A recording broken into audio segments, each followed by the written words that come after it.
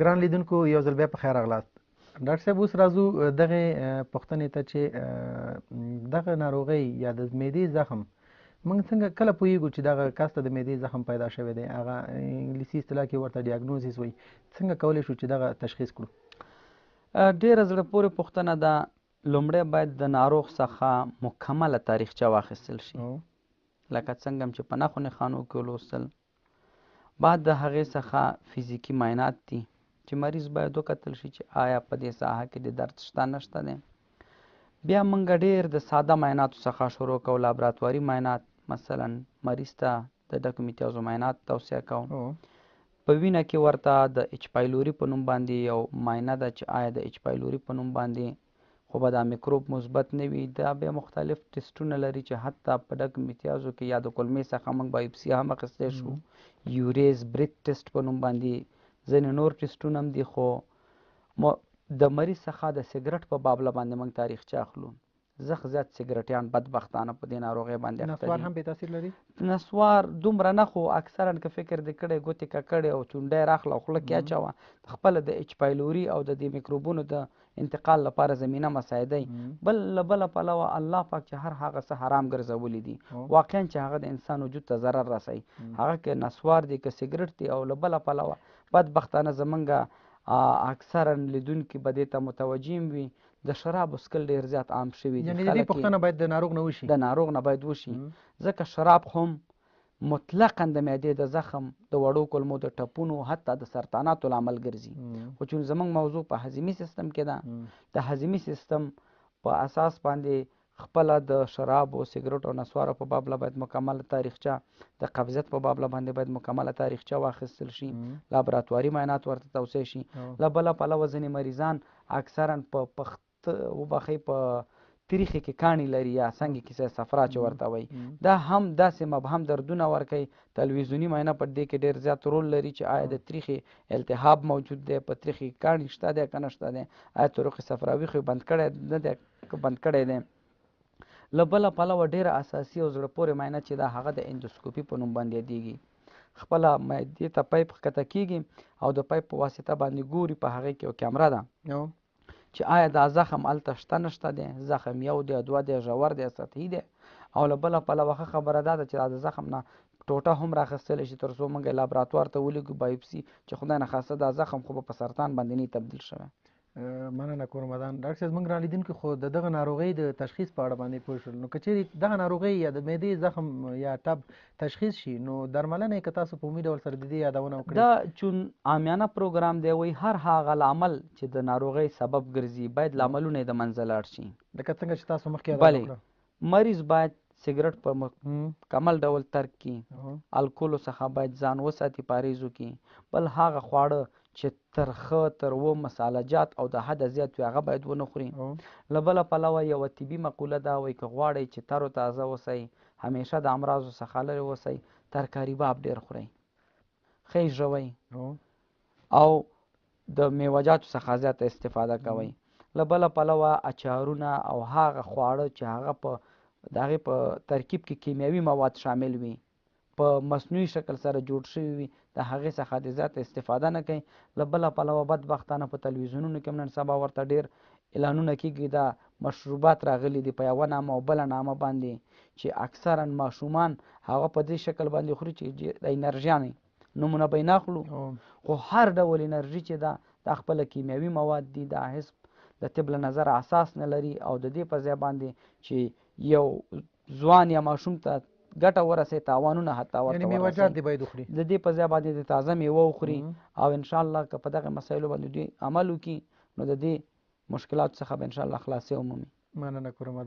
ډاکټر صاحب اوس خو دا یې درملنه شوه چې دغسې د دې ناروغۍ څنګه کېږي چې درملنه وکړو.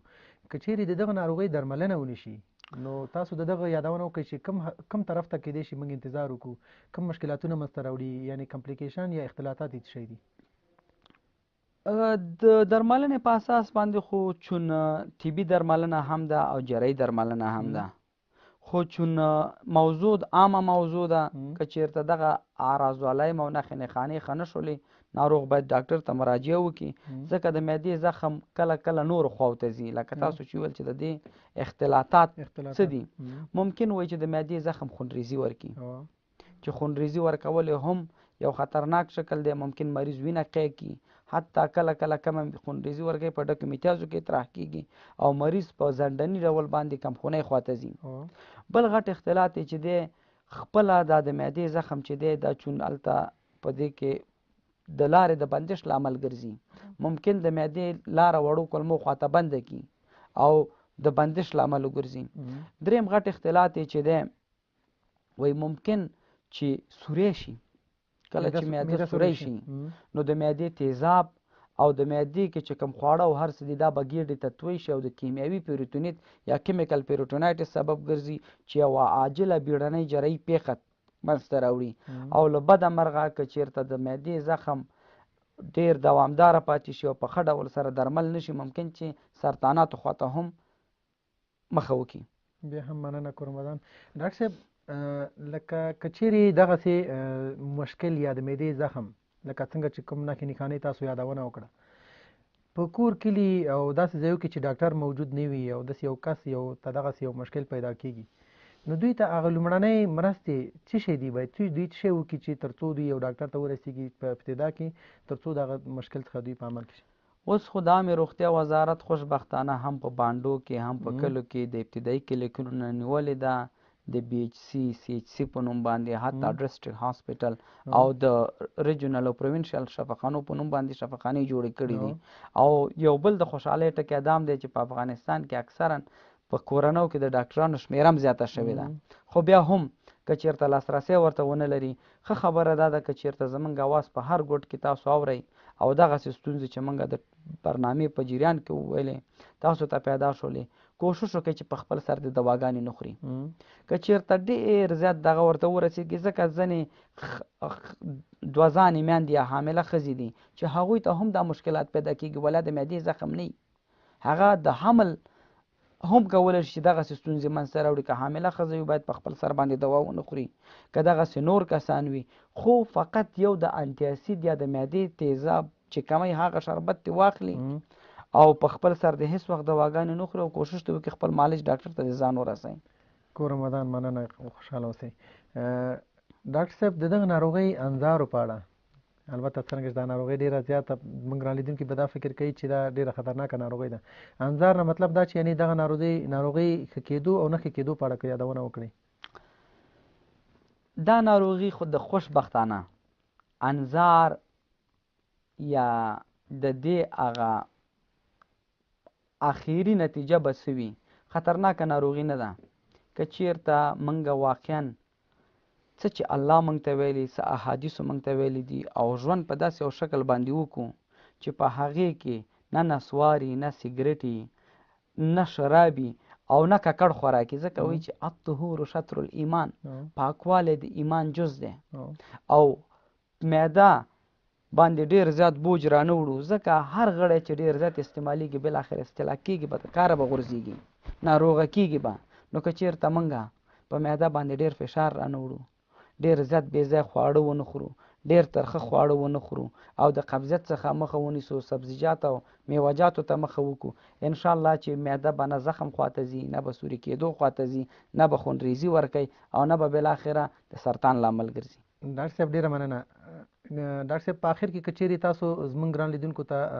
څه پیغام لرئ نو زموږ د تلویزیون ټولې کمرې ستاسو په اختیار کې دي مننه ګرانو لیدونکو دا زموږ او ستاسو وجود چې دی دا د الله امانت دی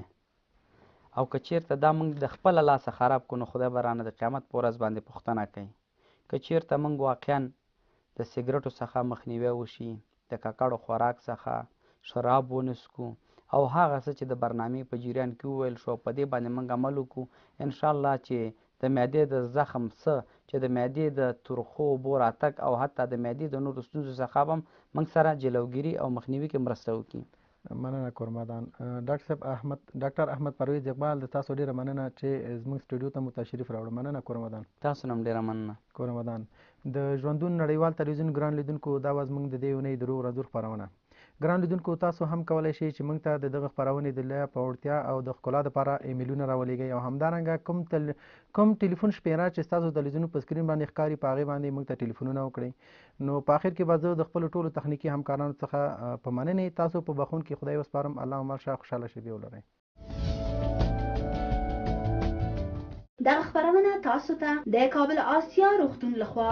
آدرس جراحی کارتی پروان، سرک عمومی باغ بالا. شماره های تماس 070 699 1992. وړاندې شوه.